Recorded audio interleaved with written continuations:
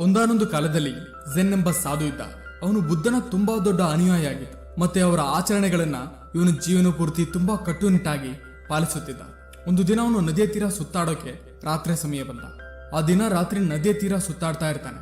ಹಾಗೆ ಅವನ ಕಾಲು ಯಾವುದೋ ಒಂದು ವಸ್ತು ಮೇಲೆ ಬಿತ್ತು. ಮತ್ತೆ ಅದರಿಂದ ಜಜ್ಜಿದ ಶಬ್ದ ಬಂತು. ಆ ಸಾಧು ಇದ್ದಿದ್ದು ನದಿಯ ತೀರ. ಅದರಿಂದ ಅವನು ತಿಳ್ಕೊಂಡ, ನನ್ನ ಕಾಲು ಯಾವುದೋ ಕಪ್ಪೆಯ ಮೇಲೆ ಬಿದ್ದಿರಬಹುದು ಎಂದು ತುಂಬಾ ಬೇಜಾರಾದ. ಯಾಕಂದ್ರೆ ಜೀವಿಯ ಪ್ರಾಣ ತೆಗೆಯೋದು ಬೌದ್ಧ ಧರ್ಮದಲ್ಲಿ ತಪ್ಪಾಗಿದೆ. ಮತ್ತೆ ಪ್ರಾಣ ಹಿಂಸೆಯನ್ನು ನಿಷೇಧಿಸಲಾಗಿತ್ತು. ಅದರಿಂದ ಅವನಿಗೆ ತುಂಬಾ ನೋವಾಯ್ತು. ಮತ್ತೆ ಪಶ್ಚಾತ್ತಾಪ ಸಹ ಪಡ್ತಿದ್ದ. ಅದಾದ ಮೇಲೆ ಆ ದಿನ ನಿದ್ದೆ ಮಾಡೋಕೆ ಯಾವಾಗ ಹೋಗ್ತಾನೋ ಅವನು ಕನಸಲ್ಲಿ ಕಾಣ್ತಾನೆ. ನೂರಾರು ಕಪ್ಪೆಗಳು ಬಂದು ಅವರ ಜೀವನಕ್ಕಾಗಿ ಬೇಡ್ತಾ ಇರೋದನ್ನ ಡಿಮ್ಯಾಂಡ್ ಮಾಡುತ್ತೆ, ಅವರ ಲೈಫ್ಗಾಗಿ. ಮುಂಜಾನೆ ಯಾವಾಗ ಅವನು ಎದ್ದೇಳ್ತಾನೋ ಆಗ ಅವನ ಮನಸ್ಥಿತಿ ತುಂಬಾ ಹಾಳಾಗಿತ್ತು. ಅದಕ್ಕೆ ಅವನು ಪುನಃ ನದಿಯ ತೀರ ಹೋದ. ಆ ಸತ್ತೋಗಿರೋ ಕಪ್ಪೆನ ನೋಡಕ್ಕೆ ಅವನ ಕಾಲು ಕೆಳಗೆ ಸಿಕ್ಕಿದ್ದು ಅದು ಕಪ್ಪೆ ಅಲ್ಲ, ಬೇರೆ ಪಾಚಿ ವಸ್ತುವಾಗಿರುತ್ತೆ. ಅದರಿಂದ ಜಜ್ಜಿದ ಶಬ್ದ ಬಂದಿರುತ್ತೆ. ಯಾವಾಗ ಅದನ್ನ ಅವನು ನೋಡ್ತಾನೋ ಅಲ್ಲಿ ಏನು ಇಲ್ಲದೆ ಇರೋದನ್ನ ಅವನು ಏನು ಪಶ್ಚಾತ್ತಾಪ ನೋವು ಪಡ್ತಿದ್ನೋ ಅವೆಲ್ಲ ನಿಮಿಷದಲ್ಲಿ ಮಾಯವಾಗುತ್ತೆ. ಅದರಿಂದ ಅವರಿಗೆ ಮೊದಲ ಬಾರಿಗೆ ತಿಳಿಯುತ್ತೆ ಪವರ್ ಆಫ್ ಥಾಟ್ಸ್, ಯೋಚನೆಯ ಶಕ್ತಿ ಬಗ್ಗೆ. ಇದೇ ರೀತಿ ನಮ್ಮ ಜೀವನದಲ್ಲಿ ಆಗಿರುತ್ತೆ. ಕೆಲವೊಮ್ಮೆ ಅಲ್ಲಿ ಎಂಥದ್ದು ಏನೂ ಇರಲ್ಲ, ಆದ್ರೂ ನಾವು ಅದರ ಬಗ್ಗೆನೇ ಯೋಚನೆ ಮಾಡಿ ಮಾಡಿ ನೋವು ಅನುಭವಿಸ್ತೀವಿ. ಆಗಿರೋ ಬಗ್ಗೆ ಯೋಚನೆನೇ ಮಾಡಕ್ಕೆ ಹೋಗ್ಬಾರ್ದು, ಅದರಲ್ಲೂ ಕೆಟ್ಟದನ್ನು.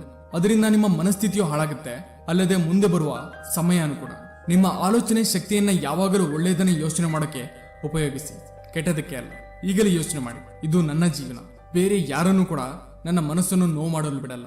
ಅದು ಹೇಗೆ ಅಂದ್ರೆ ಅವರು ಹೇಳೋದನ್ನ ಮನಸ್ಸಿಗೆ ಅಲ್ಲ, ಕಿವಿಗೆ ಕೂಡ ಹಾಕೋಬೇಡಿ. ನಿಮ್ಮ ಬಗ್ಗೆ ನೀವು ತಮಾಷೆಗೂ ಕೂಡ ಕೆಟ್ಟದಾಗಿ ಯೋಚನೆ ಮಾಡ್ಬೇಡಿ. ಯಾಕಂದ್ರೆ ನಿಮ್ಮ ಮೈಂಡ್ಗೆ ತಿಳಿಯಲ್ಲ ಯಾವುದು ತಮಾಷೆ ಯಾವುದು ನಿಜ ಅಂತ. Your thoughts are very powerful. ಏನ್ ಯೋಚನೆ ಮಾಡ್ತೀವೋ ಅದೇ ರೀತಿ ನಾವು ಅನುಭವಿಸ್ತೀವಿ.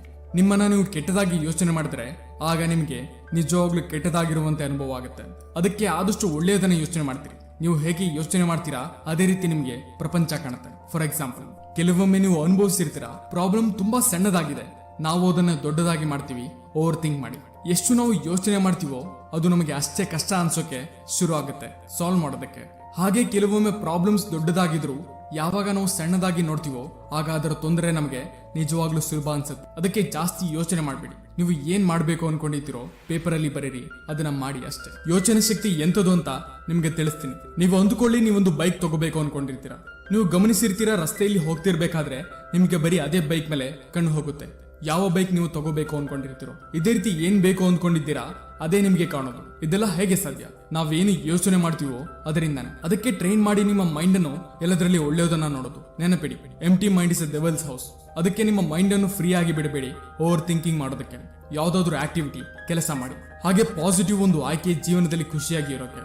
ಅದು ನಿರ್ಧಾರವಾಗುತ್ತೆ ಒಳ್ಳೆಯ ಯೋಚನೆಗಳು ಮಾಡುವ ಮೇಲೆ. ಸ್ನೇಹಿತರೆ, ವಿಡಿಯೋ ಇಷ್ಟ ಆದರೆ ಲೈಕ್ ಮಾಡಿ. ಇದೇ ರೀತಿ ಹೆಚ್ಚಿನ ವಿಡಿಯೋಸ್ಗಾಗಿ ಚಾನಲ್ನ ಸಬ್ಸ್ಕ್ರೈಬ್ ಮಾಡಿ, ಬೆಲ್ ಐಕಾನ್ ನೋಟಿಫಿಕೇಶನ್ ಆನ್ ಮಾಡಿ. ಇದರಿಂದ ನಮ್ಮ ಎಲ್ಲ ವಿಡಿಯೋಸ್ ನಿಮಗೆ ಮೊದಲು ಬರುತ್ತೆ.